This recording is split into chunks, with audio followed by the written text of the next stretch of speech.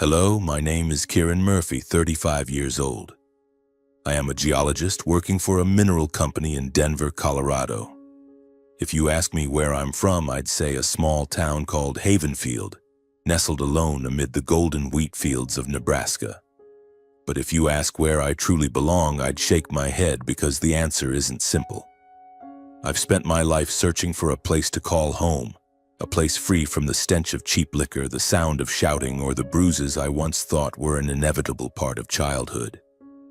Today, sitting here looking out the window of my warm home, I want to tell you my story. A story of how a boy who grew up in pain found light, even though the path was filled with dark twists. Havenfield wasn't the kind of town you'd see on postcards. It was small, weathered, with a few bumpy main streets and a single bar that was always busier than the church. My house stood on the edge of town, a faded two-story wooden structure with peeling shingles and windows always shut tight to hide the secrets within.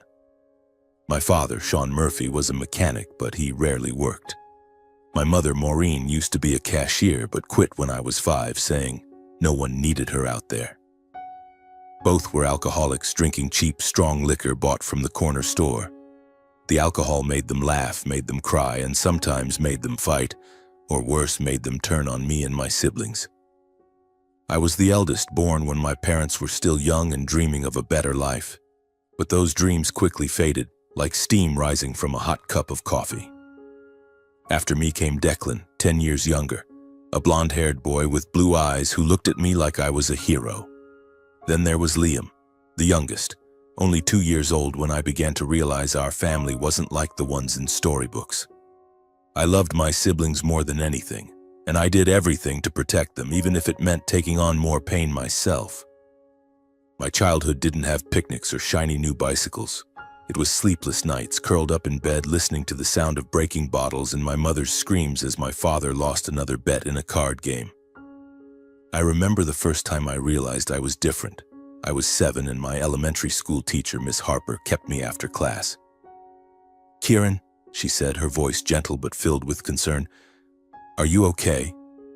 Your collar, it's torn and there's a bruise on your arm." I looked down at my arm where a dark bruise spread like a storm cloud. I lied, of course. "I fell playing ball, ma'am." Miss Harper didn't believe me, but she didn't press further. Even at that young age, I knew no one could help me. No one dared step into that house where even sunlight seemed reluctant to enter. My father wasn't always cruel. On rare days when he was sober, he'd sit on the porch steps and tell stories about our Irish ancestors, resilient farmers who survived famine and war. "Murphy blood is warrior blood," he'd say, his eyes gleaming with rare pride. I cherished those moments because they made me feel like he was still a father. But then he'd pick up the bottle and that father disappeared, replaced by a stranger whose fists were faster than his words. My mother was different. She didn't hit me, but her indifference hurt more. When I was 10, I brought home a drawing that my teacher had praised. I thought she'd be proud. But she only glanced at it, then turned away, muttering something about no room in this house for useless things.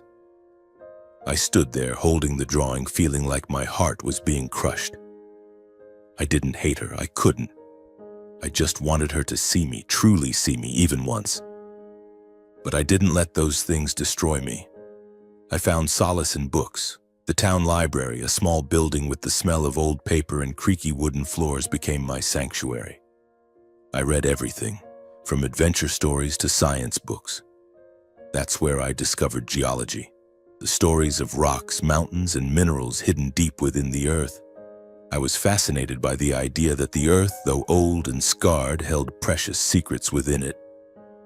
Maybe I thought I was like the earth, wounded on the outside, but with something valuable inside. As the eldest, I learned to be a shield for Declan and Liam. When my father got angry, I'd pull them into my room, lock the door, and tell stories to drown out the shouting. One day, I'd tell them, "We'll leave this place. We'll have a beautiful house with a green lawn and windows always open." Declan would nod, his eyes shining, and Liam would cling to me as if afraid I'd vanish. I wasn't making empty promises, I believed it. I had to believe it because otherwise I don't know how I would have survived. When I was 15, things got worse. My father lost his job at the auto shop after getting drunk and arguing with his boss. Money dried up and the beatings became more frequent. One night when I tried to stop him from hitting Declan for breaking a glass, he shoved me to the floor. I remember the cold wood against my back, the pounding of my heart in my ears, and the wild look in my father's eyes as he raised his hand. But then he stopped, stumbling out of the house, leaving me lying there, breathing heavily. Declan ran to me sobbing, and I held him, whispering that everything would be okay. But deep down, I knew I needed a plan. I started working after school, delivering newspapers in the mornings and cleaning at the grocery store on weekends. I hid the money in an old tin box, buried under a tree in the backyard. It wasn't just money, it was hope, a promise to my siblings that we'd escape this place. I studied harder than ever, sometimes staying up all night with a flashlight to review lessons because the electricity was often cut off. My science teacher saw my potential. She once told me, "Kieran, you're capable of great things. Fly high, fly far. Don't let this place hold you back." Her words were like a small flame, enough to warm me through the coldest days. But I wasn't always strong. Some nights when the house was dark, I sat alone and wondered if I deserved a better life. I loved my parents despite how they treated me. I remembered my mother singing lullabies when I was little, or how my father once taught me to throw a ball. Those memories made it impossible to hate them, but they also hurt more because I knew they'd never change. When I was 18, I received a full scholarship to a university in Colorado to study geology. It was the moment I'd waited for my whole life, a door to freedom. But when I told my parents, my mother gave a faint smile and my father said, "Don't think you're better than me just because you're going to college." I didn't argue. I packed my things, hugged Declan and Liam, promised to come back for them, and left Havenfield without looking back. As the bus carried me out of town, I looked out the window at the endless wheat fields stretching into the distance. I didn't cry, but my heart felt heavy. I wasn't just leaving my parents. I was leaving a part of myself, the boy who still hoped one day his family would become a real family. My luggage for starting my college journey was just a backpack with a few clothes and the tin box holding my savings. My destination was the University of Colorado in Boulder, where I'd received a full scholarship to study geology. It felt both freeing and terrifying, like walking a tightrope between the past and the future.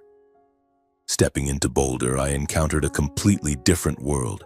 No smell of cigarette smoke or sounds of arguing. No prying eyes from neighbors. Just tree-lined streets, the red brick buildings of the university, and fresh air that made me want to breathe deeply. But I still felt out of place. My classmates, with their brand new jackets and stories of family vacations, seemed to come from another planet. I hid in my worn-out sweater and borrowed textbooks from the library, trying to keep anyone from noticing how poor I was. The scholarship covered tuition and housing, but I worked any job I could find, washing dishes in the cafeteria, shoveling snow in winter, even delivering pizza at night. Some days I only slept 3 hours, but I didn't complain. Every dollar earned was a step closer to my promise to Declan and Liam. I sent money home when I could, knowing most of it would go to my parents drinking. I wrote letters to my siblings telling them about the mountains in Boulder, the rocks I found on field trips, and promising to bring them here someday. Declan replied with scribbled letters saying he was okay, but Liam, still young, only sent drawings of houses and smiling suns. Each letter was a stab, reminding me they were still trapped in Havenfield. Geology became my anchor. In class, I was captivated by lectures about volcanic eruptions and million-year-old rocks telling the Earth's story. I loved field trips, where I could touch rocks, feel their rough texture under my fingertips, and imagine the secrets they held. My professor, Dr. Bennett, a tall, lanky man with glasses sliding down his nose, noticed my passion. "You have an eye for it, Kieran," he said after a trip to the Rockies. "Rocks don't lie, but they tell stories to those who listen." His words made me feel valuable, like I wasn't just a boy from Havenfield, but someone who could achieve something.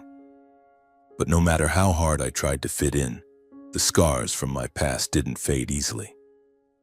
I'd flinch when someone spoke loudly or shrink back if a friend accidentally touched my shoulder. I was terrified of people learning about my family, so I rarely spoke of Havenfield. When friends asked about my parents, I'd say, "They're just normal," and quickly change the subject. I built a wall around myself, letting no one in, afraid that if they saw the real me, they'd turn away. Then I met Sarah. It was the spring of 2011 when I was 21 and a junior in college. I went to the university library to borrow a book on mineralogy, and there she was, standing behind the counter, her brown hair tied up high and eyes as blue as the Colorado sky. She smiled when I handed her my library card, and I, awkward with words, could only mumble a thank you. "You like rocks, huh?" she said, glancing at the book. "I used to think they were just rocks, but I saw a rose quartz once and it was beautiful, like a dream." Her voice was gentle, non-judgmental, and for the first time in years I felt like I could breathe. We started dating slowly and naturally. Sarah was unlike anyone I'd ever met. She was smart, funny, and saw the world with hope, as if everything could be fixed. She took me hiking in the mountains near Boulder, where we sat on rocks and watched the sunset. I told her about mineral deposits, how lithium, the metal sought after for electric car batteries, hid deep in the earth. She laughed, teasing that I loved rocks more than her, but her eyes said she understood. With Sarah, I wasn't the boy from Havenfield. I was Kieran, a man with dreams, someone worthy of love.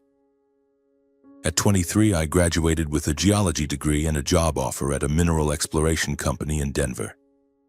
The pay wasn't high, but it was enough to rent a small apartment and save for Declan and Liam.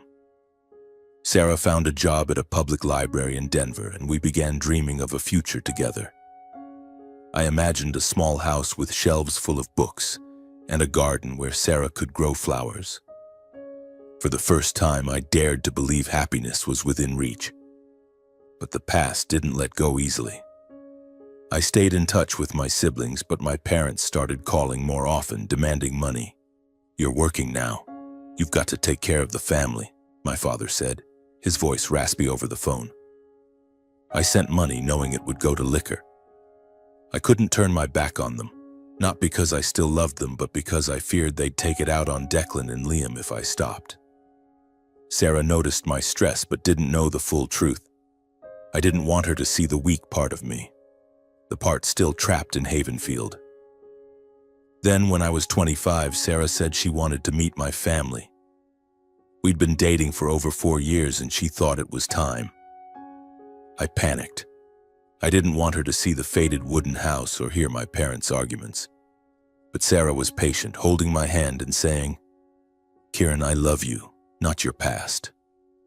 I just want to understand you more." I agreed, though my heart pounded with fear.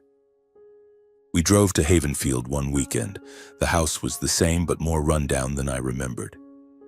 My father was drunk, slouched in an armchair with a bottle in hand, and my mother glared at Sarah like she was an intruder. Declan, now 15, hugged me tightly. Liam looked at me with cold eyes, as if blaming me for leaving them behind. Sarah tried to make conversation, but the air was so heavy I wanted to pull her out of there. When we left, she didn't say anything, just held my hand tightly. On the drive back, I apologized, but she shook her head. "You don't have to apologize for them, Kieran. You've done so much better than they ever did." That night in my small apartment, Sarah held me and I cried. For the first time in years, I let myself be vulnerable. She didn't judge or leave. She stayed, and I knew I wanted to be with her forever. I started thinking about a ring, about proposing, even though I didn't have much money. I wanted to build a family with Sarah, one nothing like the family I grew up in. But just when I thought things were falling into place, a call from my father changed everything. It was a winter evening. He called, his voice slurred but resolute. "Kieran, you need to come home. It's important." I asked what was wrong, but he only said, "Come back and you'll see." A chill ran down my spine. I didn't want to return to Havenfield, but something in his voice made it impossible to refuse. The drive back to Havenfield was long and heavy. I drove through snow-covered roads, the radio turned low to drown out my tangled thoughts.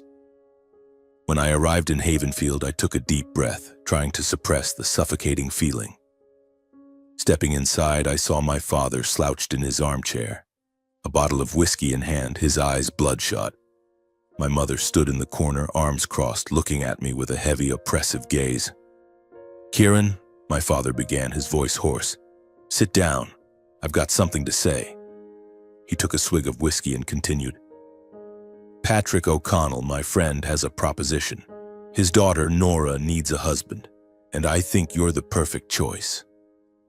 I froze, as if I'd been slapped.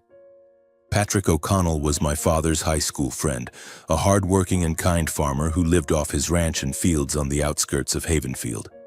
His daughter, Nora, had been paralyzed from the waist down after a car accident a few years ago. I'd never met her, only heard in passing that she lived a reclusive life, rarely leaving home. "What are you talking about?" I asked, my voice trembling with anger. "I'm not marrying anyone. I have my own life, and I already have Sarah as my girlfriend." My father sneered, as if I'd said something foolish. "Sarah, that girl's not for you, Kieran. Patrick promised me, us, the family, $500,000 if you marry Nora. Think about it. With that money, we could turn our lives around. Don't you want your brothers to have a better life?" I stared at him, my heart pounding. $500,000. The number echoed in my head, not because I wanted it, but because I couldn't believe my father was willing to sell me for money. "You're insane," I said, my voice low but sharp. "I'm not doing it. I love Sarah." I turned to my mother, hoping she'd say something, anything, but she just stared at the floor, her lips pressed tightly together. "Kieran," my mother finally spoke, her voice soft but cutting. "You owe this family. Your father and I raised you, and now you dare turn your back on us? You think you're better than us just because you've got a college degree?" Her words were like a knife slicing into the old scars in my heart. Declan came downstairs. "Kieran, don't listen to them," he said, his voice shaking. "You don't have to do this." My father spun around, roaring, "Shut up, Declan, this isn't your business." I raised my hand to stop him, my eyes warning. "Don't touch him," I said, and for the first time I saw my father hesitate. But then he laughed, a twisted smile. "You'll agree, Kieran. You always do what I say, don't you?" I left the house that night, driving to a cheap motel on the outskirts of town. I didn't sleep. I sat on the bed, staring at the wall, trying to find a way out. I thought of Sarah, her smile, the evenings we spent lying on the couch, dreaming of the future. I couldn't imagine a life without her. But I also thought of Declan and Liam, how $500,000 could get them out of Havenfield, give them the chance I never had. I hated myself for even considering the money, even for a second. The next morning, I was about to call Sarah when she called me first. Her voice was cold, distant. "Kieran, I want to break up." The words hit me like the world collapsing beneath my feet. I shook my head, not understanding. "Why? What did I do wrong?" She answered curtly, "You're not the right man for me, and your parents, I don't like them either." Her words were like shards of glass cutting into my heart. I begged her to explain, but she only said, "I'm sorry, Kieran." Then she hung up, and just like that, our sweet 4-year relationship ended in a way I couldn't comprehend. I don't remember how I drove back to my apartment in Denver. I only remember the emptiness, as if someone had carved a hole in my chest. Sarah was my light, the one who made me believe I could escape my past. When I got to the apartment, she was gone, leaving the place empty and cold. I sank to the floor, and I drank, something I'd sworn I'd never touch.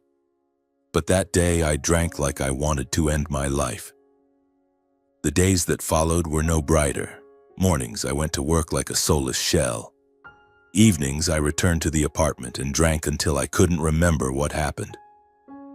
After about a month of living like an alcoholic just like my father, I decided I had to change. I returned to Havenfield not because I wanted to, but because I had nothing left to lose. That day, my father had arranged everything. Patrick O'Connell came to our house with his daughter. He thanked me for agreeing to marry Nora. He talked about the money, about how Nora needed someone to take care of her. I didn't listen. I just nodded, feeling like I was watching myself from a distance, like a stranger. Nora sat in her wheelchair, her black hair neatly tied back, her brown eyes sharp but wary. She didn't smile, saying nothing beyond a brief hello. I felt guilty looking at her, not out of pity, but because I knew we were both victims of the adults around us. "I don't want to force you," she said when we were left alone. "If you don't want this, just say no." Her voice was calm, but there was a deep sadness in it. I wanted to say no, to run from it all, but I didn't. "I'll marry you," I said, and she nodded, as if we'd both just signed a contract neither of us wanted. The wedding took place in a small, cold, empty church. I wore an old suit and Nora wore a simple white dress. No flowers, no music, just the greedy eyes of my parents and Declan standing in the corner looking at me with pain I couldn't face. When the priest asked if I took Nora as my wife, I wanted to scream no, that I loved Sarah, that I didn't want my life to be like this. But I only said I do. And that was it. After the wedding, Nora and I moved to a small house her father rented on the outskirts of Denver. We didn't talk much. She read books and I kept working at the mineral company downtown. I tried to stay busy. I didn't resent Nora, she wasn't to blame. But every night lying on the couch, I thought of Sarah, wondering where she was and why she left me. Those questions haunted me and I didn't know how to escape them. The house we lived in was a modest single-story home with faded cream-colored walls and creaky wooden floors that groaned with every step. It had a small living room, a kitchen, and a bedroom that I gave to Nora. I slept on the couch, covered with a thin blanket, staring at the ceiling in the dark. At first, we were like strangers forced to live together. I left for work early, came home late, and when I was home, I sat at the kitchen table reviewing geology reports or writing letters to Declan and Liam. Nora stayed in her room, the door slightly ajar, a faint golden glow from her desk lamp spilling out. She read books, thick novels or science books I wouldn't have expected her to enjoy. Sometimes I heard the sound of pages turning, the only thing breaking the silence between us. I didn't know what to say to Nora. Every time I looked at her, I felt a strange mix of guilt and helplessness. She didn't choose this marriage, just as I didn't. But there she was in her wheelchair with her neatly tied black hair and sharp brown eyes, as if watching me, waiting for something. I wanted to apologize, to tell her I didn't hate her, that I just didn't know how to live with all of this. But I didn't speak. I was afraid that if I opened my mouth, everything would fall apart. Nora, on the other hand, seemed to need no words. She had a calmness that I both admired and found unsettling. One evening, about 3 weeks after the wedding, I came home late, drenched from the rain. She was sitting in the living room, a book on astrophysics open on her lap. "You should dry off or you'll catch a cold," she said, her voice even but not cold. I nodded, grabbed a towel from the kitchen, and when I returned, she was still looking at me. "You don't have to avoid me, Kieran," she said. "I know you don't want to be here, but we could at least try to talk, couldn't we?" Her words felt like a gentle punch. I sat down in the chair across from her, keeping my distance. "I'm not avoiding you," I said, though I knew it was a lie. "I just don't know where to start." Nora nodded as if she understood. "Then start with something simple," she said. "What do you do at the mineral company? I heard my dad say you're a geologist." I was surprised. No one besides Sarah had ever asked about my work with genuine curiosity. I started talking hesitantly at first about analyzing rock samples, looking for signs of minerals like lithium or cobalt. Nora listened, asking sharp questions about how minerals formed and the environmental impact of mining. I realized she wasn't just intelligent, she was passionate about learning, like I'd been about rocks as a kid. That night we talked late, and for the first time the house didn't feel stifling. Those conversations became a routine. Every evening after dinner we sat in the living room sharing small stories. I told her about field trips to the Rockies, about a quartz crystal I found in college that sparkled like a star. Nora shared stories of her childhood, running through her father's fields before the accident took her legs. "I can't run anymore," she said once, her voice light but not sad. "But I learned to love other things, books, the sky, ideas." I looked at her, admiring her resilience, and wondered why I couldn't be as strong as she was. But it wasn't always easy. Some days I came home weighed down thinking of Sarah. I still dreamed of her, her smile, the way she held my hand as we walked under the sunset. I wondered if she was happy, if she thought of me the way I thought of her. On those days I grew distant, giving short answers when Nora asked how I was. She didn't push, but I saw her eyes, not angry but empathetic, as if she knew what I was struggling with. One day, about 3 months after the wedding, I found a small notebook on the kitchen table. Inside were Nora's neat handwritten notes about stars, constellations, and mathematical equations I couldn't understand. At the end, she'd written, "Everything has a reason, even if we don't see it yet." I closed the notebook, feeling like I'd intruded on something private, but her words echoed in my mind. I wanted to believe this marriage, the pain of losing Sarah, all had meaning. But I wasn't ready. That fall, Nora suggested we go to the backyard, a small patch overgrown with weeds. "I want to plant flowers," she said. "Will you help me?" I hesitated. I knew nothing about gardening, but her eager eyes made me agree. We spent that weekend with me digging the soil and Nora directing from her wheelchair, laughing loudly when I spilled a bag of fertilizer. "You're a disaster, Kieran," she teased, and I laughed for the first time in months. We planted daisies, sunflowers, and some lavender, which Nora said would make the house brighter. When we finished, my hands were caked with dirt and Nora had a smudge of mud on her cheek. I wiped it off without thinking, and she looked at me, her eyes so gentle I had to look away to hide my embarrassment. Moments like that began to change me. I realized I looked forward to coming home, to seeing Nora, to hearing her talk about a new book or tease me for my clumsy cooking. She had a way of making things lighter, as if she carried light within her despite the unfairness life had dealt her. One summer evening when I was 27, we sat in the backyard watching the first daisies bloom. The sky was full of stars, and Nora pointed out the Orion constellation, her voice brimming with passion. "Do you ever think about how small we are?" she asked. "All those stars, billions of years old, and we're just a moment." I looked at her, her black hair shimmering in the moonlight, and for the first time I didn't think of Sarah. I thought of Nora, how she made me want to live, truly live, instead of just existing. "Maybe we're small," I said, "but this moment, it's big enough for me." I don't know when I started loving Nora. Maybe it was when she smiled at me through the daisies. Maybe it was when she patiently listened to me vent about bad days at work, without judgment.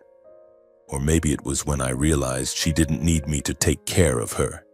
She was stronger than I'd imagined, and what she needed was a companion, not a savior. This love wasn't like the one I'd had with Sarah. With Sarah, love was a bright, blazing light, intense and overwhelming. With Nora, it was a small, steady flame, warming me through the coldest days. Then one day, as Nora and I were having dinner, the doorbell rang. I opened the door and my heart stopped.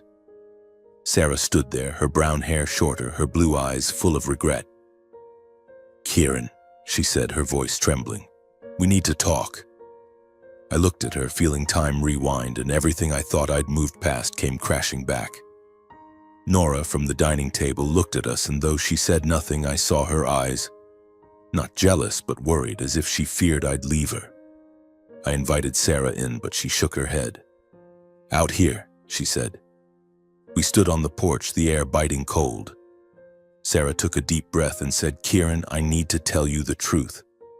Your parents, They paid me to leave you. They said if I broke up with you, they'd give me money to start over. I agreed because I thought you'd be better off without me. But they didn't keep their promise, and I couldn't live with the guilt anymore." Her words were like a storm tearing through everything I believed.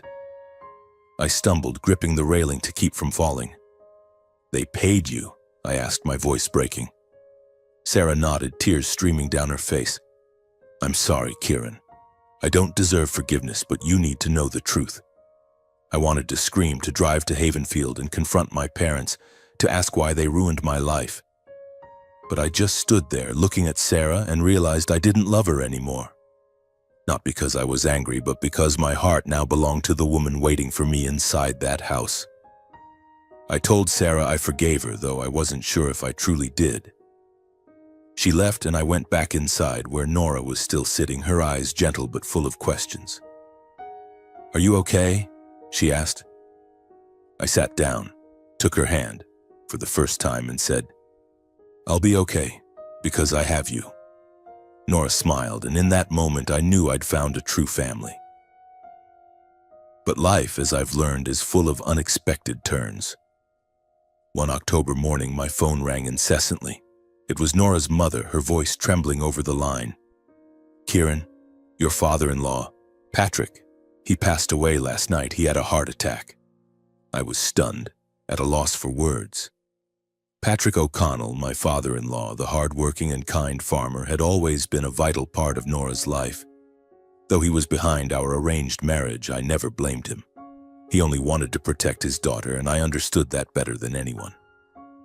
I agonized over how to break the news to Nora, but when she heard the devastating news, I saw a chilling calmness that both awed and worried me. She didn't cry, just sat quietly in the living room, clutching the astrophysics book she loved. I sat beside her, unsure of what to do except be there. "Dad always wanted me to live well," she said after a while, her voice soft but resolute. "He wasn't perfect, but he believed in me." I nodded, holding her hand, and we navigated the grief together. Patrick's funeral took place on a drizzly day at a small cemetery near his farm in Havenfield. Watching Nora place a bouquet of daisies on his casket, I vowed to ensure she never felt alone.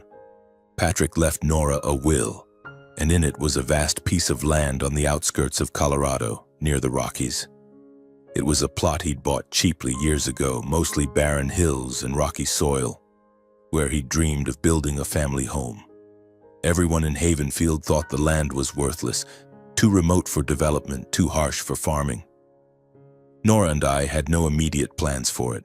We were busy with daily life, and I was focused on a new project at work, analyzing data from a mine in Nevada. But fate had its own plans. One weekend, I decided to visit the land, partly out of curiosity, partly to give Nora and me a break from the city. We drove out of Denver, winding through roads that led to a rugged, open expanse where grass grew sparsely and gray rocks stretched beneath the mountains. Nora sat beside me, gazing out the window, her eyes distant. "Dad called this place his pipe dream," she said, her voice tinged with amusement. "He thought it would be worth something someday, but no one believed him." I laughed, thinking it was just ordinary land, but when I stepped out of the car, something caught my eye. As a geologist, I'm trained to notice small signs, a glint of mineral, an unusual rock formation. When I picked up a small stone, it felt heavier than normal, its surface shimmering with a metallic sheen. My heart raced. I walked the land, collecting more samples, and realized these weren't just pebbles. I brought them to the company lab that Monday, and after a week of analysis, the results were unbelievable. The land held a massive lithium deposit, a rare mineral in high demand for electric vehicle batteries. With lithium prices soaring, this deposit, if mined, could be worth hundreds of millions of dollars. I rushed home, papers in hand, my heart pounding as if it might burst. Nora was in the backyard in her wheelchair, tending to the vibrant daisies under the afternoon sun. "Nora, you need to see this," I said, my voice trembling with excitement, almost shouting. I knelt beside her, spreading the documents on the ground, numbers and charts dancing before my eyes. I explained, perhaps a bit chaotically, about lithium, about her father's supposedly worthless land, about the life-changing potential. It could be worth hundreds of millions, Nora. Hundreds of millions. She looked at me, her brown eyes wide, then burst into laughter, a clear, resonant laugh that echoed through the garden. "Dad really had a dream," she said, her voice a mix of astonishment and pride. "He always said this land was special, but no one believed him. He knew, didn't he?" I nodded, laughing loudly, feeling like kids again, covered in mud from planting daisies. I pulled her into a hug. That moment wasn't just a discovery. It was a door opening to a future I'd never dared to dream of. We didn't rush. I took the rock samples and data to the mineral company where I worked and presented them to my colleagues. They were stunned. But I saw my boss, Mr. Harris, his eyes lighting up like when I was an intern pitching a wild idea. "Kieran, if you're right, this is huge," he said, clapping my shoulder. Over the next months, I worked day and night collaborating with engineers and major mining companies to appraise the deposit. Finally, a mining conglomerate agreed to buy the extraction rights for $250 million, plus shares in the project. The day the money hit our account, I sat at the kitchen table staring at the numbers on the bank screen. Digits that felt like a dream too surreal to be true. Nora held my hand, her fingers intertwined tightly with mine, and asked, "We can do anything, Kieran. But what do you want?" I looked into her eyes, seeing the night sky reflected in them, and said, "I want us to be happy. Truly happy." We moved to a new house in Boulder, a 2-story home with large windows overlooking the Rockies where the sunrise painted the peaks golden each morning. The sprawling backyard became Nora's paradise, where she planted hundreds of flowers, white daisies, sunflowers, and fragrant lavender bushes. Inside, we dedicated a corner to a small library with wooden shelves filled with novels, science books, and the astrophysics texts Nora loved. She began writing a book, pages filled with ideas about stars and the universe, as if she were reaching for dreams once confined by her wheelchair. I continued working at the mineral company, but now I led a research team focused on sustainable mining projects, ensuring deposits like ours brought profit without harming the environment. Every day I drove home to find Nora reading or writing in her library corner, and I knew I'd found a place to belong. The windfall wasn't just about money. It was about freedom. Freedom to live as my true self, to heal the scars from Havenfield. I sent a large sum to Declan and Liam, helping them escape that haunting wooden house. Declan, now 20, enrolled in engineering at the University of Colorado, his eyes lighting up when he talked about designing bridges and buildings. Liam, 17, discovered a passion for painting, his canvases bursting with color as if he were repainting a world he once didn't dare dream of. I rented them a spacious apartment near campus, with windows overlooking a park so they'd never have to hear the sound of breaking bottles or shouting again. Each visit, seeing Declan laugh heartily or Liam wielding a paintbrush, lifted a weight from my shoulders, as if I'd kept the promise I made years ago on that bus leaving Havenfield. Nora and I began to dream bigger. We established a charitable foundation named after Patrick, honoring the kind farmer whose land changed our lives. The foundation supported young people who, like me, had been abandoned or mistreated by their families. We provided scholarships for college, rented apartments to give them safe places to live, and organized counseling sessions to help them heal. Each thank you letter from someone like Mia, a 16-year-old dreaming of becoming a doctor, was a spark of light, reminding me I was doing the right thing. But even though my life was now filled with light, Nora, Declan, Liam, the shadows of my past still lurked, waiting to pull me back. It was the winter of 2020. I was in my office at the mineral company analyzing data from a new mine in Wyoming when my phone buzzed. My mother's number flashed on the screen. I hesitated, my finger hovering over the reject button, but a part of me, the boy still hoping his parents would change, made me answer. "Kieran," my mother said, her voice sickeningly sweet, "your father and I want to visit. It's been a long time, hasn't it?" I gripped the pencil in my hand, feeling the air in the room thicken. I knew they weren't coming to visit. They never did. I'll arrange something, I replied coldly, hanging up before she could say more. I drove home, my mind in turmoil. Nora was in the small library of our new Boulder home finishing the final chapter of her book on astrophysics. She looked up as I entered, immediately noticing the tension on my face. "It's your parents again, isn't it?" she asked, setting her pen down. I nodded, sitting across from her, and told her about the call. Nora listened, as she always did, without interrupting. When I finished, she took my hand, her warm fingers intertwining with mine. "Kieran, you don't have to see them if you don't want to. You've already given them too much." I looked into her eyes, seeing both resolve and concern, and I knew she was right. But I also knew I needed to face them, not for their sake, but for mine. I reached out to Declan for information. He told me, his voice thick with bitterness, that our parents had squandered the $500,000 from Patrick O'Connell, the money they received for forcing me to marry Nora. Declan said they bought a new truck, paid off my father's gambling debts, and spent the rest on liquor and pointless trips. "They're broke, Kieran," Declan said over the phone. "Now they've heard about the lithium mine and they think you owe them." I gripped the phone tightly, feeling the old bruises on my arms throb again. I wasn't surprised, but the pain was still sharp, like a blade I couldn't dodge.